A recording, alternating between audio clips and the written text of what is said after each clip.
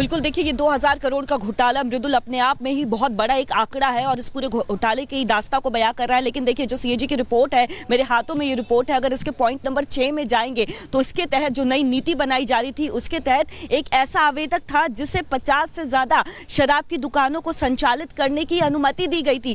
पहले केवल एक इंसान को देखिए 2 दुकान संचालित करने की अनुमति दी जाती थी, लेकिन इस नई नीति के तहत एक ऐसे आदमी का, एक ऐसे आवेदक का जिक्र है जिसे 50 से ज्यादा शराब की दुकानों को संचालित करने का जिक्र है। साथ ही साथ सीएजी की रिपोर्ट में बात करें तो लाइसेंस के समय जो प्रोटोकॉल थे, जो प्रोसेस थे, उसको जो है फॉलो नहीं किया जाता है। साफ तौर पर लाइसेंस में जो प्रोसेस है उसमें गड़बड़ी होती है। जो एक्सपर्ट्स है, जो लैब में जो है शराब की जांच होनी चाहिए थी, उसकी नजरअंदेखी की जाती है। साथ ही साथ अगर हम बात करें तो देखिए किस तरह से जो है पूरे घोटाले को लेकर के ये रिपोर्ट सामने आई है। जो एक्सपर्ट्स राय दे रहे थे उन्हें एक एक बिंदु इसमें कोमल कई सवाल खड़े करता है, एक एक बिंदु इसमें चौंकाता है, क्योंकि करोड़ों का नुकसान हो गया। और आप देखिए कोविड के नाम पर सिर्फ और सिर्फ माफ कर दिए कई सारे पैसे। 150 करोड़ का घोटाला, 144 करोड़ का। हमारे सहयोगी विवेक हमारे साथ हैं। विवेक, 15 बिंदु हैं जो ये बताते हैं कि कैसे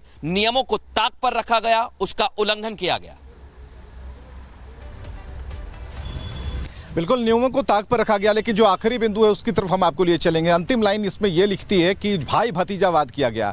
आप समझिए कि यहाँ पर हर तरह की राजनीति करते हैं अरविंद केजरीवाल, लेकिन भाई भतीजावाद की जहाँ बात आती है तो वहाँ पर शराब नीति से उसे जोड़ देते हैं, यानी फायदा सबको मिलेगा, सभी लोग चले आओ। जहाँ 1 लाइसेंस और 5 लाइसेंस की एक प्रति व्यक्ति बात हो रही थी, वहाँ दर्जन भर लाइसेंस दे दिए गए। तो कुल मिलाकर यहाँ पर जो परेशानियां हैं वो तो खड़ी होनी ही थी, लेकिन उन्हें ऐसा लग रहा था कि हर बार नंबर अच्छे आएंगे, इस बार भी दिल्ली के सीएम बन जाएंगे और जो आबकारी नीति है वो चलती रहेगी। लेकिन सरकार जब बदल गई, सीएजी की रिपोर्ट आई तो भवें तन गई और तंज कसे जा रहे हैं। लेकिन सबसे बड़ा सवाल यह है कि आखिर ये पैसा किसका था? 2000 करोड़ से ज्यादा का जो नुकसान है वो किसका था? वो दिल्ली वासियों का था। दिल्ली वासी पूछ रहे हैं और इससे भ्रम की स्थिति में नहीं डालना चाहिए, इससे डाइवर्ट नहीं करना चाहिए। अरविंद केजरीवाल को यहाँ जवाब देना चाहिए, लेकिन अरविंद केजरीवाल, उनकी जो पूरी टीम है यहाँ पर बाबा साहब अम्बेडकर का चित्र लेकर, कोई भी व्यक्ति किसी अन्य का नेचुरल डेथ के कारण जाएगा तो वो सारी डेड बॉडी आपके मेडिकल कॉलेज में पहुंचेगी। और इसीलिए हमने कहा ना, जिसकी जैसी दृष्टि थी उसको वैसी सृष्टि नजर आई। और ठीक कहा, सोशल मीडिया हैंडल पे जो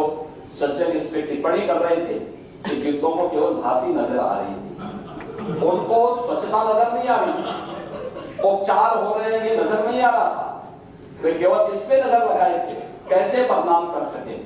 कोई पार्लियामेंट में कह रहा है हजारों लोगों की मौत हो गई। डिजिटल कुंभ का परिणाम है 28,000 लोगों को उनके परिवारजनों से मिलाने का काम किया। और हम लोग परेशान इस बात को लेकर के थे कि घर की पत्नी को वहां गुम करने के लिए लोग गए, लेकिन पता लगा कि वो फिर से डिजिटल कुंभ में ढूंढ करके उनके परिवार से मिला दिया। एक बार में 3 बार मिला दिया। तो इनकी परेशानी तो इस बात को लेकर। तो ये महोदय, ये सभी चीजें वहां पर हम लोगों को इस रूप में देखने को मिली। लेकिन समाजवादी पार्टी का जो आचरण इस देश से था, वह या कांग्रेस का जो आचरण था, वह किसी भी दिशा में भारत को बदनाम करने, और मैं तो बार बार कहता हूं कि आपकी लड़ाई बीजेपी से हो सकती है, लेकिन आप बीजेपी से लड़ते लड़ते कभी भारत से ही लड़ने लगते हैं। मत लड़िए भारत से, ये देश आपका भी है, जितना अधिकार हमारा है उतना ही आपका भी है। भारत के महापुरुषों के प्रति इस प्रकार की अनर्गल टिप्पणी मत करिए। आज आपका स्वार्थ आया तो आप संविधान की प्रति लेके घूम रहे हैं, लेकिन जब कन्वर्स मेडिकल कॉलेज का नामकरण बदलने की बात आई, आपने बाबा साहब भीमराव अम्बेडकर के नाम पर बने हुए मेडिकल कॉलेज का नामकरण हटा करके उसको केवल राजकीय मेडिकल कॉलेज कन्वर्ट कर दिया। लखनऊ के भाषा विश्वविद्यालय का नाम मान्यवर कांसीराम जी के नाम पे था। एक परंपरा थी, किसी सरकार ने रखा, उसको चेंज मत करो। और फिर ये सभी सामाजिक न्याय के पुरोधा है। अपने समाज के लिए उनका कुछ कंट्रीब्यूशन होगा, क्यों आप उनकी आस्था को आहत करते हैं? लेकिन नहीं, इन्होंने उस भाषा विश्वविद्यालय से उनका भी नाम हटा दिया। ऐसे ही सहारनपुर मेडिकल कॉलेज का नामकरण से भी ये लोग सामाजिक न्याय की बात करते हैं। इन्हें जो कॉरिडोर बनाए गए प्रयागराज में, अक्षयवट कॉरिडोर, इनके नेता कहते हैं वो अकबर का किला है। अक्षय वट पहले से है या किला पहले से है? अक्षय वट है। अक्षय वट की अगर आप चर्चा करेंगे तो वेदों में उसकी चर्चा होती है, पुराणों में उसकी चर्चा होती है, अर्वाचीन ग्रंथों में उसकी चर्चा होती है। अकबर का कालखंड कितने समय हुए, लेकिन ये कहते हैं कि ये अकबर का किला है। सरस्वती कूप है वहां। सरस्वती कूप के बारे में कहते हैं कि सरस्वती नदी बहती है। अब दृष्टिकोण देखो ना, क्योंकि कभी देखे नहीं। अगर अक्षय वट कॉरिडोर का निर्माण सरकार ने किया, इनको पैसा फालतू लगता है। सरस्वती कूप का कॉरिडोर का निर्माण किया तो ये इनको फालतू लगता है। बड़े लेटे हुए हनुमान जी जिनका अभिषेक करने के लिए मां गंगा प्रतिवर्ष आती है, अगर वह कॉरिडोर का निर्माण किया तो इनको एक पैसा फालतू लगता है। श्रृंगवेरपुर में निषाद राज का कॉरिडोर बनाया, भगवान राम और निषाद राज की प्रतिमा स्थापित करके कॉरिडोर बनाया तो इनको एक पैसा लगता है।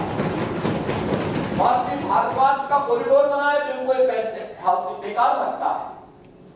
अगर हमारी सरकार महाराज सोहेल देव का भव्य स्मारक बहराइच में बनाती है, विजय स्मारक बनाती है तो इनको बेकार लगता है।